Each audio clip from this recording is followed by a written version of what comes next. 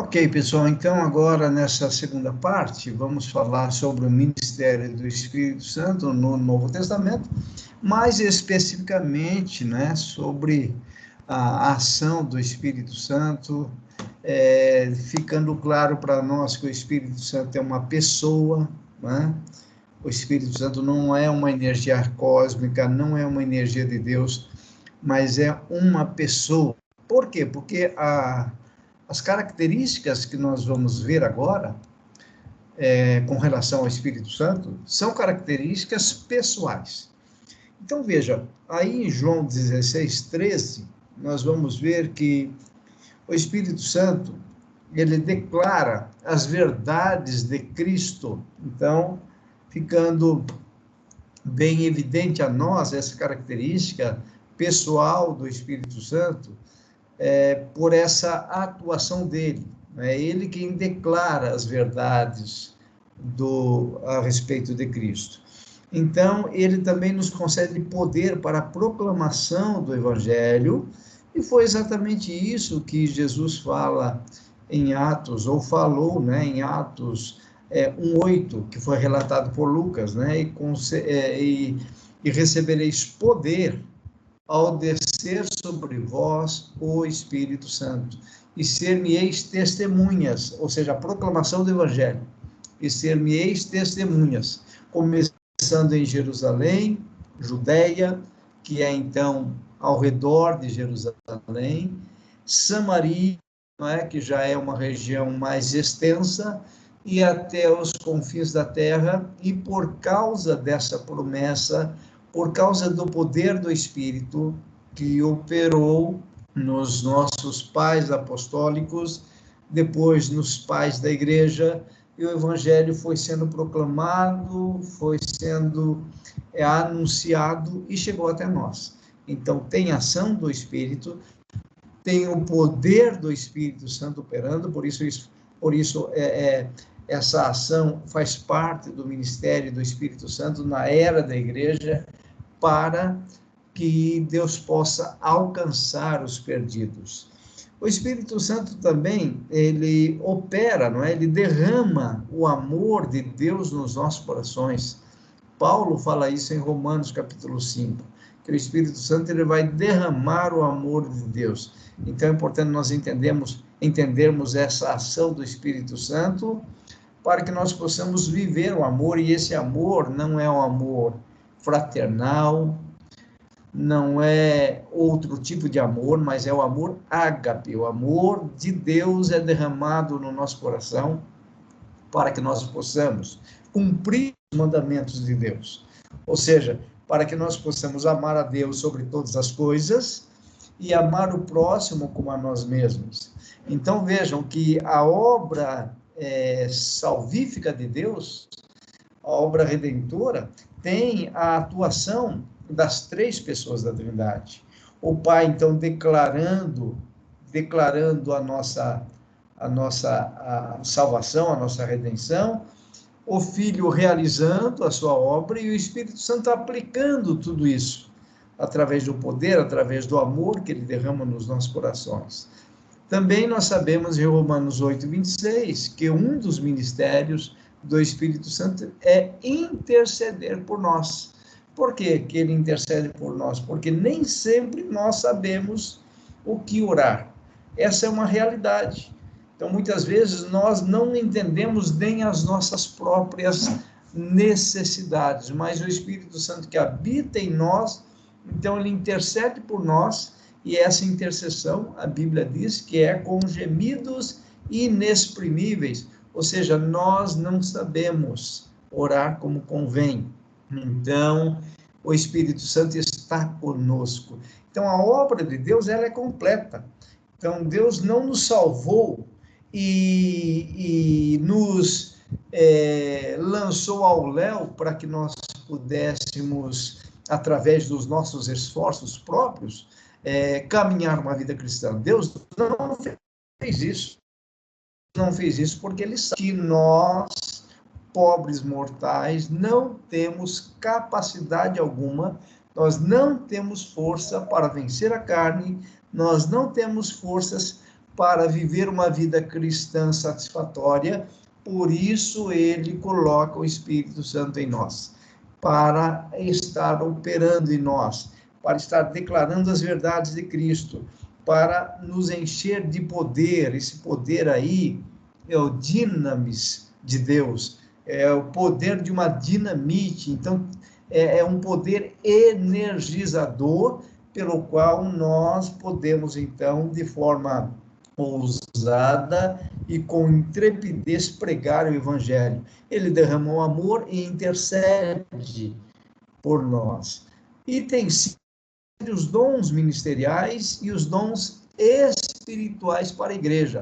Lá em Efésios 4:11, o que nós temos? Nós temos 5 ofícios, que vocês devem saber. Nós temos os apóstolos, profetas, evangelistas, pastores e mestres. Nós temos aí 5 ofícios ou 5 ministérios. Quem concede esses ofícios é o Espírito Santo. Então, vejam só, o Espírito Santo opera, ele realiza a obra de Deus na questão do chamado, né? Ele nos chama para ofícios específicos. Então, alguns têm um chamado apostólico, outros proféticos, outros são evangelistas, outros são pastores e outros são mestres. Qual é o objetivo de Deus ao realizar, ao chamar esses ofícios à existência? Paulo vai dizer que esses ofícios, eles são fundamentais para o aperfeiçoamento dos santos. Ou seja, a igreja ela só vai ser aperfeiçoada, a igreja ela só vai ser, vai tomar a forma da natureza divina mediante esses ofícios. Então, esses ofícios, eles são fundamentais, eles começaram a operar lá na era da igreja, no início da igreja, né? Mais especificamente no início, na era é o que nós estamos vivendo. Mas esses ofícios com os apóstolos, com os profetas, eles vêm se desenvolvendo. Hoje nós temos os evangelistas, hoje nós temos os pastores, nós temos os mestres que vão dando forma, que vão aperfeiçoando a igreja. Mas o Espírito Santo, ele não faz somente isso. Ele concede dons aos membros da igreja. Então, nós temos os dons relatados na primeira carta de Paulo aos Coríntios. Nós temos ali uma relação de dons, né? Primeira carta de Paulo aos Coríntios, capítulo 12. Nós temos ali uma relação grande de dons espirituais.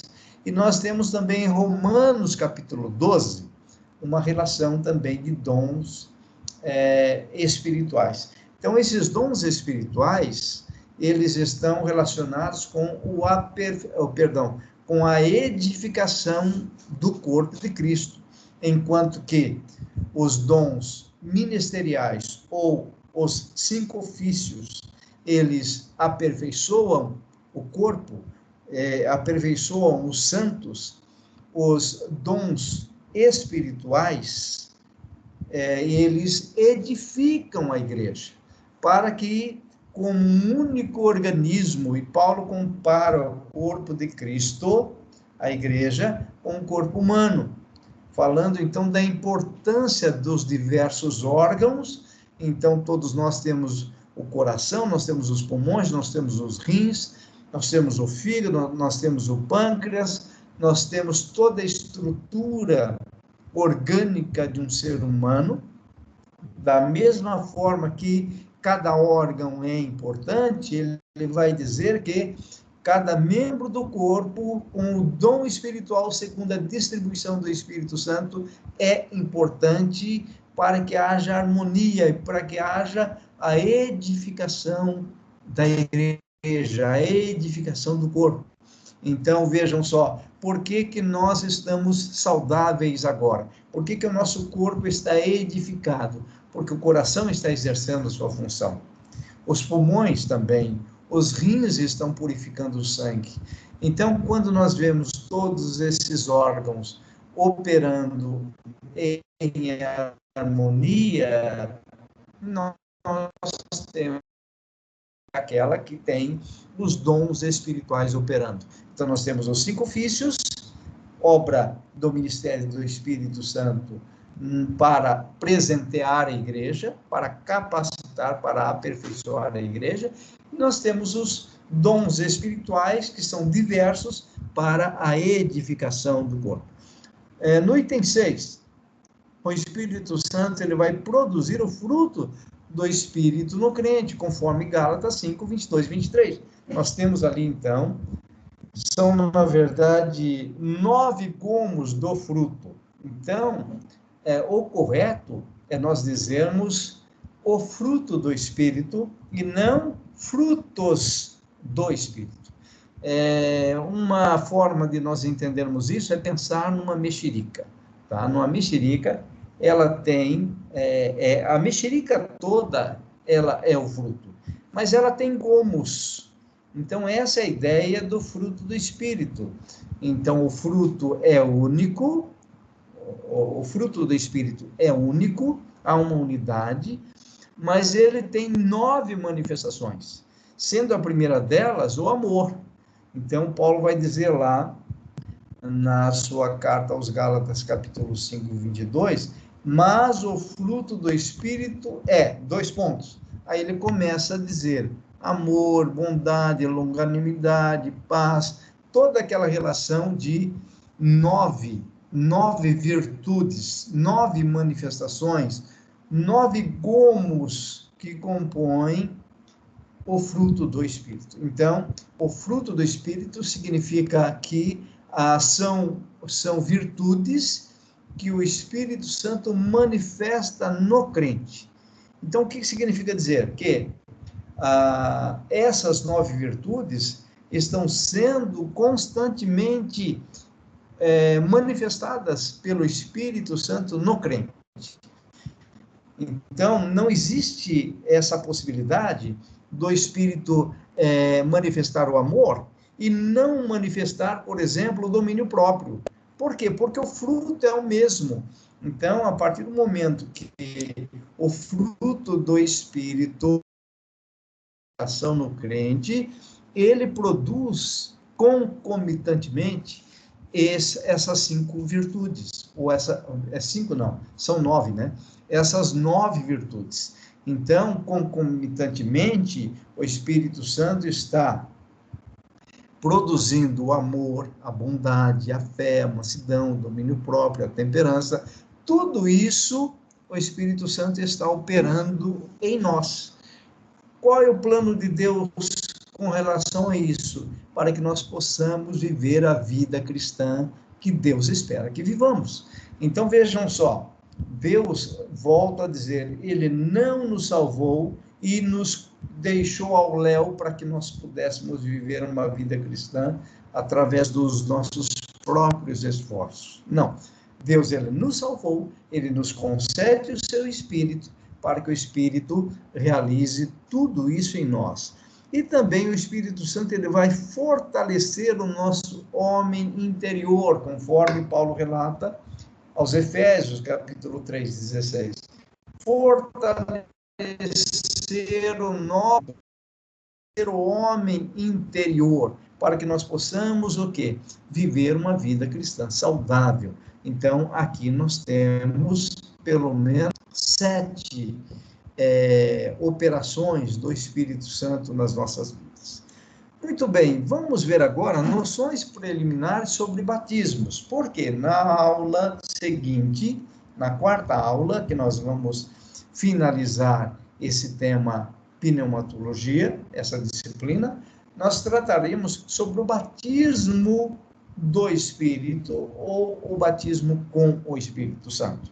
Então, para nós entender a aula seguinte, nós temos que ter essas noções preliminares sobre batismos.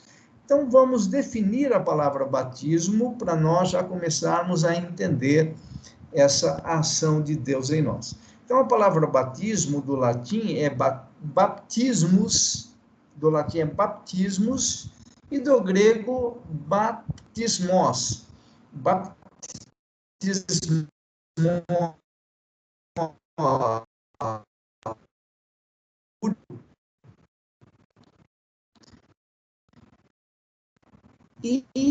imersão é exatamente isso que significa essa palavra. Batizar significa mergulhar, no caso, não é? Se nós considerarmos o batismo nas águas, a pessoa vai ser imersa nas águas. Entretanto, nós vamos ver também que essa palavra, ela dá uma certa possibilidade do batismo por aspersão.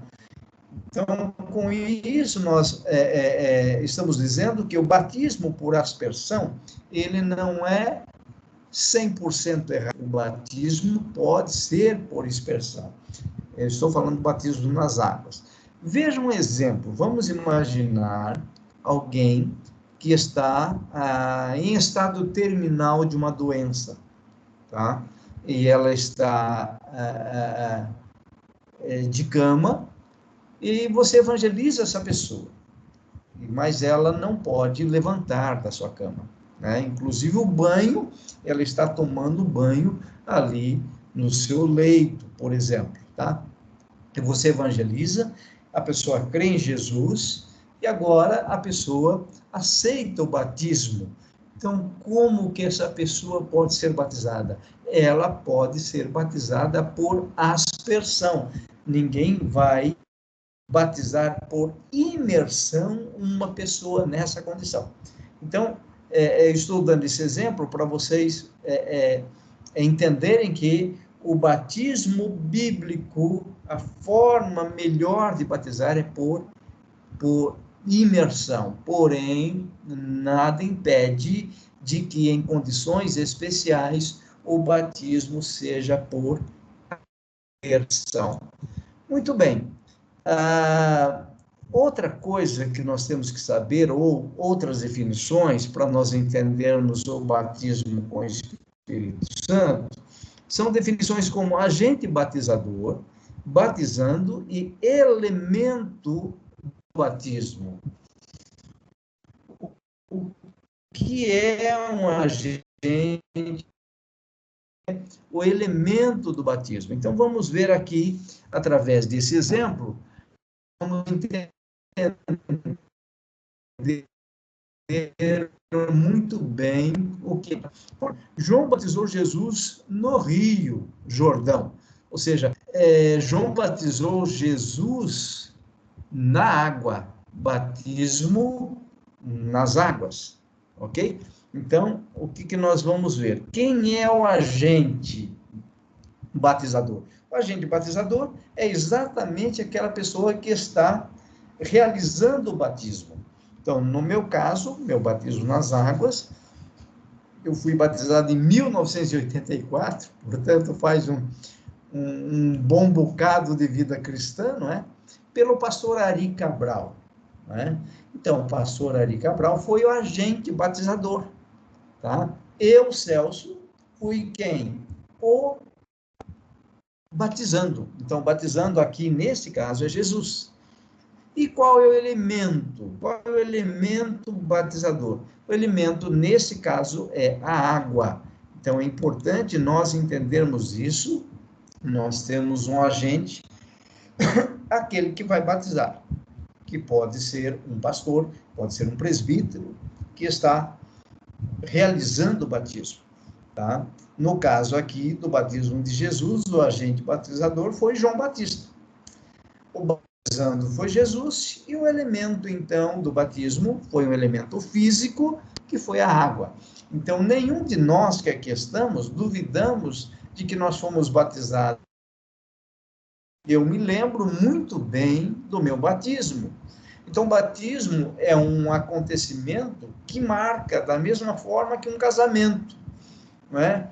Nós podemos até esquecer alguns aniversários que nós fazemos.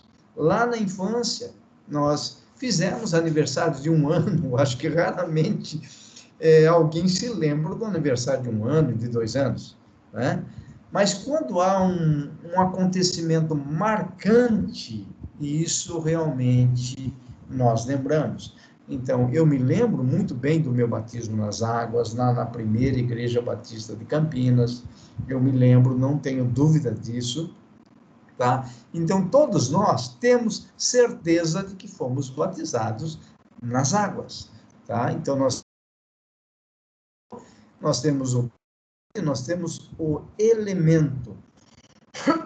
Aqui agora, vejam lá, eu vos tenho batizado com água, João Batista está falando. Ele, porém, referindo a Jesus, batizará com o Espírito Santo. Então, nesse caso, quem é o agente batizador? É Jesus. Então, quem é que batiza com o Espírito Santo? É Jesus. Tá? Então, o agente batizador é Jesus. Quem é o batizando aqui? Todos os crentes. Então, todos os crentes são batizados por Jesus. E qual é o elemento? Eu coloquei o elemento entre aspas, porque nesse caso o elemento é uma pessoa, tá? Então, em reverência à pessoa do Espírito Santo, nós estamos usando esse elemento entre aspas. O elemento em que nós fomos batizados foi exatamente o Espírito Santo. Então, Jesus é o batizador, o agente batizador, o batizando todos os crentes. Todos os crentes são batizados no Espírito Santo. Então, vocês vão observar, principalmente na próxima aula, que o batismo no Espírito, ou o batismo com o Espírito, essas duas terminologias são corretas, é fruto de uma promessa divina. O batismo com o Espírito Santo não é fruto de um mérito pessoal.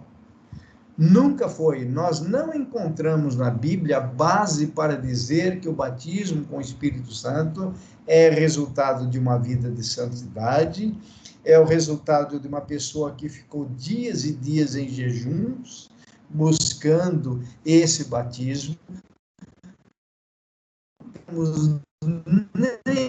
Nem uma prática que o Espírito Santo é meritório. Da mesma forma que a salvação não é meritória, o batismo com o Espírito Santo também não há nenhum mérito em nós. É plano de Deus, é fruto da ação de Deus e da promessa de Deus em nós para nos batizar com o Espírito Santo. Então, principalmente na próxima aula, isso vai ficar muito claro para nós a respeito do batismo com o Espírito Santo. Aqui o batismo de João, né? Apenas para nós diferenciarmos o que é o batismo de João e o que é o batismo, muito importante para nós entendermos, né? Então, se vocês observarem, nós conhecemos 3 tipos de batismos. O batismo de João, aquele que os discípulos de João passaram por ele, ok? O batismo cristão, que é exatamente, tá? E o batismo com o Espírito Santo, ou no Espírito Santo, que é exatamente o batismo que nos realiza para nos conceder a autoridade para vivermos, então, uma vida do Jordão, do batismo de arrependimento. Então, ele quem? João Batista, tá? O batismo de João, pregando o batismo de arrependimento, Lucas 3:3. Então, os discípulos de João eram orientados, porque João Batista, a voz que clama no deserto, né, que foi profetizado lá por Isaías, e cumpre-se em João Batista, o último profeta do Antigo Testamento, cumpre-se em João Batista, essa voz que clama no deserto. Ele anunciava o batismo de arrependimento, dizendo para aqueles que eram seus discípulos para que eles olhassem para o futuro, para que no futuro eles pudessem enxergar ou ver o Salvador. Então, o batismo de arrependimento de João para a remissão de pecados foi um batismo realizado antes da vinda não, antes da morte de Jesus na cruz do Calvário, tá? Porque João Batista, ele é contemporâneo de Jesus. Enquanto João Batista pregava o batismo de arrependimento, dizendo para que os discípulos olhassem para a morte sacrificial de Jesus na cruz do Calvário, enquanto ele pregava isso, Jesus já estava exercendo o seu ministério na terra também, tá? Então, o batismo de arrependimento para a remissão de pecados foi o batismo antes da cruz que João Batista realizava. Inclusive, Jesus, como nós vimos, foi batizado no batismo de arrependimento, não porque ele precisava se arrepender e não porque ele precisava da remissão de pecados, mas Jesus mesmo vai dizer para João, porque João, por ele mesmo, João Batista, por ele mesmo, ele não batizaria Jesus. Lá na passagem fica claro que ele vai dizer para Jesus, eu é quem preciso ser batizado por ti. Mas Jesus disse, não, para que se cumpra toda a lei, eu serei batizado. E João Batista, então, batizou, teve o privilégio de batizar Jesus, não é? Aquele que não era digno nem de desatar as sandálias de Jesus, então ele se humilha e realiza o batismo, e ele tem esse privilégio, mas essa ação de João Batista não o fez arrogante, pelo contrário, ele vai dizer, importa que ele, Jesus, cresça e que eu diminua. Então, na verdade, todos nós deveríamos ter essa atitude de João Batista, ver o crescimento de Jesus e nós diminuirmos para que ele seja aquele que está em plena exaltação. Então, João Batista, ele foi a voz que clamava, né, no deserto, ele pregou o evangelho do Jesus que morreria na cruz do Calvário. Então, esse batismo de arrependimento é antes da morte de Jesus na cruz do Calvário, por isso que nós chamamos de batismo de João. Agora nós temos o batismo cristão. Quando é que se inicia o batismo cristão? Exatamente após a morte e a ressurreição de Jesus. Então, enquanto João Batista, ele pregou e ele batizou antes da cruz, os discípulos vão batizar os seus discípulos que eles formaram, não é? Após a morte.